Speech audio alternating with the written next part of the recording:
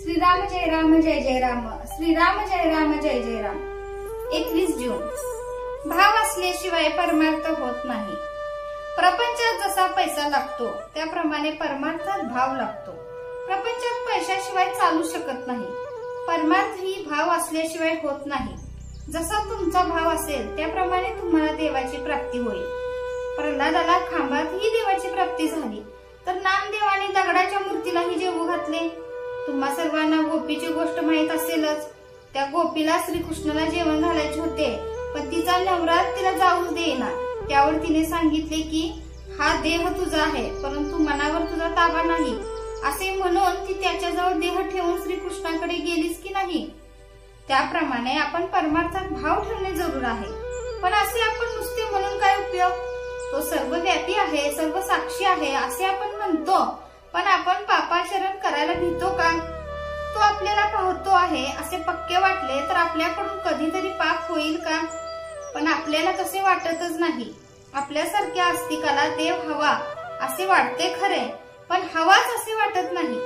आपल्या प्रपंचाच्या मदतीसाठी देव हवा असे वाटते। प्रपंच असावाच असे आपल्याला वाटते आणि भगवंत मात्र असला तर बरा असे वाटते। याच्या उलट भगवंत असावाच आणि प्रपंच असला तर बरा असे वाटायला पाहिजे। प्रपंचाची आवड असू नये पण प्रपंचातल्या कर्तव्याची आवड असावी। देहाने ते कर्तव्य करावे आणि मनाने मात्र अनुसंधान ठेवावे।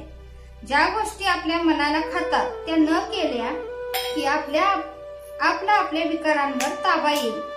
भगवंताच्या देखत आपल्याला करायला लाज वाटणार नाही अशी कृती आपण करावी। ज्यांना व्याप आहे ते लोक रडतात आणि ज्यांना व्याप नाही तेही लोक रडतात। मग सुख कशात आहे? पैसा सुख देतो का? पैसा मिळवणे कठीण, मिळाला तरी तो कायम राहील का? त्याची शाश्वती नाही। पैशाप्रमाणेच इतर सर्व वस्तूंची गोष्ट आहे। सर्व सुखी असा प्रपंचात कोण आहे? प्रत्येकाचे काही ना काहीतरी गाराणे आहेच। प्रत्येकाला असे वाटते की मी उद्या आजच्यापेक्षा सुखी होईल। तो कधी पूर्ण सुखी होत नाही, त्याचे गाराणे कधी संपत नाही। प्रपंचातल्या सर्व वस्तू नाशवंत आणि दुःखरूप अशा आहेत। म्हणूनच प्रपंच असत्य आहे हा अनुभव प्रपंच देतो। त्या अनुभवाने प्रपंचात जो आसक्त होत नाही तो सुखी, अनुभव विसरून जो आसक्त होतो तो दुःखी। सुख हे समजुतीमध्ये आहे आणि भगवंताचे होणे हीच समजूत तेवढी खरी आहे। जय जय रघुवीर समर्थ। आजचे बोधवाक्य, प्रपंच अनासक्तीने आणि आनंदाने करणे हाच परमार्थ।